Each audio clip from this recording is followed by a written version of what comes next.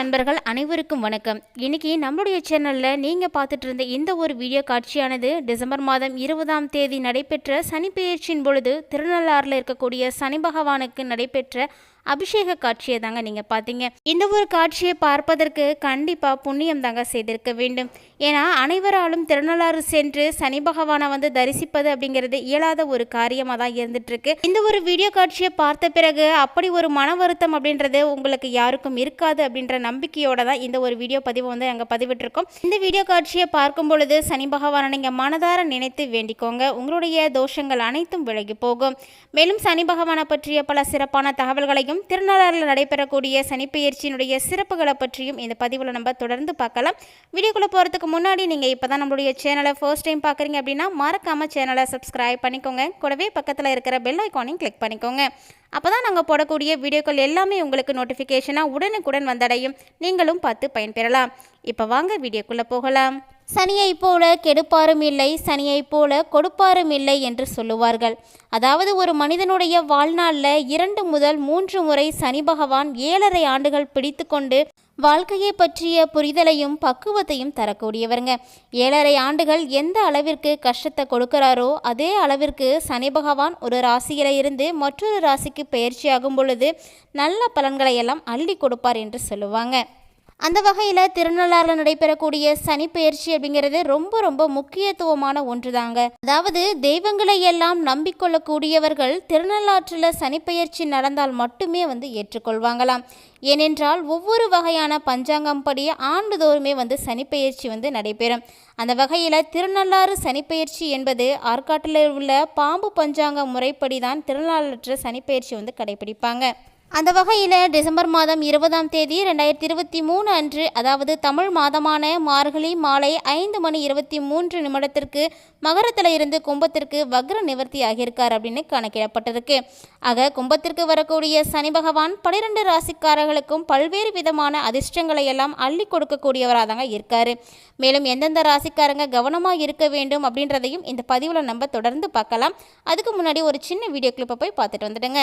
1500 ரூபாய் மதிப்பு கொண்ட ஒரிஜினல் கருங்காலி மாலை நம்ம கிட்ட 1100 ரூபாய் மட்டுமே. பாலிஸ்டர் மாலையும் நம்ம கிட்ட இருக்கு. 8 mm பாலிஸ்டர் மாலை வேணும்னா 1400 ரூபாய் வரும். கேஷ் ஆன் டெலிவரி நம்ம கிட்ட கிடையாதுங்க. ரொம்ப நம்பகத்தமையா தினமும் பாத்தீங்கன்னா நிறைய பேர் வாங்கிட்டு இருக்காங்க. மாலையிலேயே பல வகை இருக்குங்க. ஃபர்ஸ்ட் குவாலிட்டி மாலை இந்த ரேட்டுக்கு உங்களுக்கு எங்கேயுமே கிடைக்காதுங்க. கான்டாக்ட் 88 70 10 75 27. பொதுவாகவே நவ கிரகங்களில் மிகவும் மெதுவாக நகரக்கூடிய கிரகம் என்றால் சனி பகவான் தாங்க.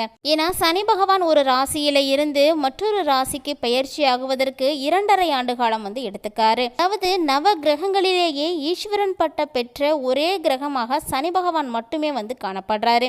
இவர் தர்மத்தை மட்டுமே நிலைநாட்டுபவர் என்றும் சொல்லுவாங்க. அதாவது நம்முடைய கர்ம வினைகளுக்கு ஏற்ப பலன்களை கொடுக்கக்கூடியவர் என்றும் இவரை மட்டும் தாங்க சொல்லுவோம். மேலும் விநாயகர், ஆஞ்சநேயரை வழிபடுபவர்களையும் சனிக்கிழமையில விரதமிருந்து வழிபடுபவர்களையும் சனி பகவான் கெடுபார்வையானது ஒன்றுமே செய்யாது என்பதால தான் சனிக்கிழமை ரொம்ப ரொம்ப முக்கியத்துவமாகவும் பார்க்கப்படுது. நவகிரகங்களில் நவகிரக தலங்கள்லையும் சனீஸ்வர பகவானுக்கு உரிய முக்கிய பரிகார தலமாக போற்றப்படக்கூடியது தாங்க இந்த புதுச்சேரி மாநிலத்தில் அமைந்திருக்கக்கூடிய திருநள்ளாறு திருத்தலம். நவகிரகங்களில் மந்தகாரகன் என குறிப்பிடப்படக்கூடிய சனீஸ்வர பகவான் சூரிய தேவன் மற்றும் சாயாதேவியினுடைய மகன் காகத்தை வாகனமாக கொண்டவருங்க. கருப்பு நிற வஸ்திரமும் எல்தானியமும் சனீஸ்வர பகவானுக்கு விருப்பமானதாகவே சொல்லப்படுது. மேலும் சனியினுடைய வக்ர பார்வையில் இருந்து தெய்வங்களும் கூட தப்ப முடியாது அப்படின்னு கூட சொல்லுவாங்க. அந்த வகையில் சனி பகவான் ஒருவரை 7.5 ஆண்டு காலம் கண்டிப்பாக பிடித்தே தீருவார். அதாவது புராணங்களின்படி நலன் என்ற மன்னன் தர்பை புற்கள் நிறைந்த வனமாக இருந்த இவ்விடத்தை ஆட்சி செய்து வந்திருக்காருங்க. அதனால் இந்த தலம் தர்பாரண்யம் என்ற பெயரில் அழைக்கப்பட்டதாகவும் சொல்லப்படுது. ஒவ்வொரு மனிதனும் சனீஸ்வரனுடைய பிடியில் சிக்கி அதன் பாதிப்பை அனுபவிக்க வேண்டும் என்பது தாங்க நியதி.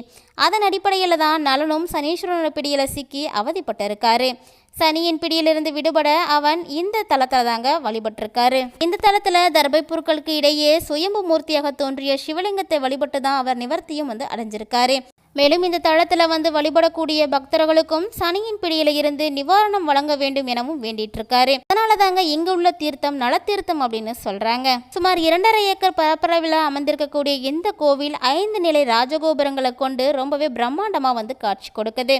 மூலவராக தர்பானேஸ்வரனுடைய லிங்க திருமேனியில தர்ப புற்கள் தடம் காணப்படுதுங்க. இந்த கோவிலினுடைய வடக்கு வாசலுக்கு அருகே சனீஸ்வரனுக்கென தனி சன்னதியும் அமைஞ்சிருக்கு. அதாவது இந்த கோவிலினுடைய வாயிற்காவலராக சனி பகவானே வந்து கருதப்படுறாரு. பொதுவாக சிவனை வழிபட்ட பிறகுதான் நவகிரகங்களை வந்து வழிபாடு செய்வாங்க. ஆனால் இந்த தலத்தில் சனீஸ்வரனை வணங்கிய பிறகுதான் சிவபெருமானையே வழிபட வேண்டும் என்ற வழக்கம் கூட இருக்குதுங்க. இந்த வழக்கத்தை பின்பற்றி யாரெல்லாம் திருநள்ளாறு சென்று சனீஸ்வர பகவானை வழிபட்டிருக்கீங்களோ அவங்கெல்லாம் மறக்காம வீடியோக்கு ஒரு லைக் பண்ணிட்டு உங்களுடைய அனுபவத்தையும் எங்களோட வந்து ஷேர் பண்ணிக்கோங்க. மேலும் இந்த ஆண்டு நடைபெற்றிருக்கக்கூடிய சனிப்பெயர்ச்சிக்கு பிறகு எந்தெந்த ராசிக்காரர்களுக்கு சனியினுடைய நிலையானது எப்படி இருக்குது அப்படின்றத தெரிஞ்சுக்கிறதுக்காக வீடியோவை எங்கேயுமே ஸ்கிப் பண்ணிடாமல் முழுமையாக பாருங்கள். மேலும் சனி பகவானுடைய தொல்லை தீர நல தீர்த்தத்திலும் முன்ஜென்ம சாபங்கள் விலக பிரம்ம தீர்த்தத்திலும் கலைகளில் தேர்ச்சி பெற வாணிய தீர்த்தத்திலும் நீராடி பிரார்த்தனையும் வந்து செய்கிறாங்க. வேண்டுதல்கள் எல்லாம் நிறைவேற்றியவர்கள் இறைவனுக்கு அபிஷேகம் செய்தும் வஸ்திரம் சாற்றியும் நேர்த்திக்கடன்களை எல்லாம் செலுத்துகின்றனர். சனீஸ்வர பகவானை வேண்டிக் கொள்வதற்காக அமையப்பெற்ற சிறப்பான பரிகார தலங்களில் ஒன்றாக தாங்க இந்த திருநள்ளாறானது அமைஞ்சிருக்கு. எந்த ஒரு ஆலயத்தில் நடைபெற்ற அபிஷேக காட்சியை தான் நீங்கள் நம்மளுடைய வீடியோக்கு முதல்ல பார்த்துருப்பீங்க. அதனுடைய தொடர்ச்சியான வீடியோ பகுதியும் வந்து இப்போ நம்ம பார்க்கலாம்.